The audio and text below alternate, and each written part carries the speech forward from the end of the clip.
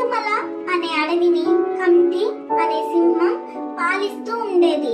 దానికి నక్క, కాకి అనుచరులుగా ఉండేవి. ఒకరోజు కాకి ఎగురుకుంటూ వచ్చి, మన అడవికి దూరంగా ఉన్న ఎడారిలో ఒంటెను చూశాను.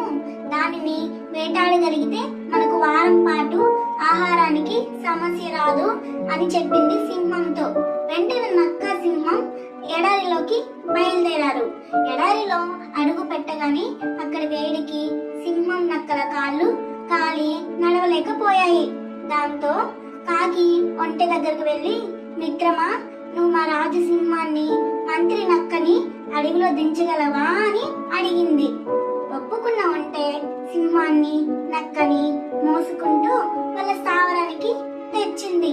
దాని మంచితనం సింహానికి బాగా నచ్చి, మిత్రమా, నువ్వు కూడా మాతో పాటు ఇక్కడే ఉండు అంది ఒంటెతో.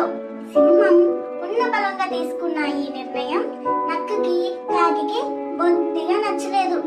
అవి ఒక ఉపాయం పన్నాయి.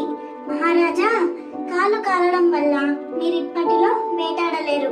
మీరు ఆకలితో ఉండడం మేము చూడలేము. కాబట్టి మమ్మల్ని తినండి అని అన్నాయి. అది విన్న ఒంటె, వాళ్ళని వదిలే రాజా, నన్ను చంపితే మీ ముగ్గురికి వారం పాటు ఆహారం కాగలను అంటూ ముందుకొచ్చింది. నక్క, కాకి ఆ మాట కోసమే ఇలా నాటకమాడాయని సింహానికి అర్థమైపోయింది.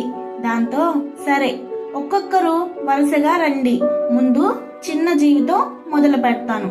కాకి, నువ్వురా ముందు అంది సింహం.